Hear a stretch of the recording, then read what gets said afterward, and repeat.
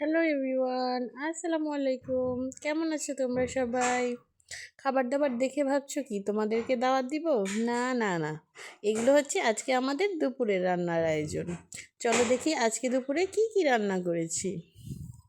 আজকে দুপুরে একটু ভারী খাবারের থেকে হালকা সবজি জাতীয় আইটেম একটু বেশি রান্না করেছি। সবজি আইটেমগুলো যে কোনো একদিন সপ্তাহে খেতে খুব ভালো লাগে, আর তার সাথে যদি থাকে ডিম। সবজি জাতীয় তরকারি সাথে ডিম আর অথবা ডাল, এই দুইটা হলে খাবারটা খুব ভালো জমে। চলো তোমাদের সাথে আজকে শেয়ার করি আজকে দুপুরবেলায় খাবারের আইটেমে আমি কি কি রান্না করেছি। আজকে রান্না করেছি ডিম ভুনা। ডিমগুলোকে সুন্দর করে সিদ্ধ করে নিয়ে বেশি করে পেঁয়াজ দিয়ে এই ডিমগুলোকে ভুনা করে নিয়েছি। আর সাথে করেছি লাউ দিয়ে সিলভার কাপ মাছ। লাউয়ের তরকারিটা এই সিজনে খুবই ভালো লাগে।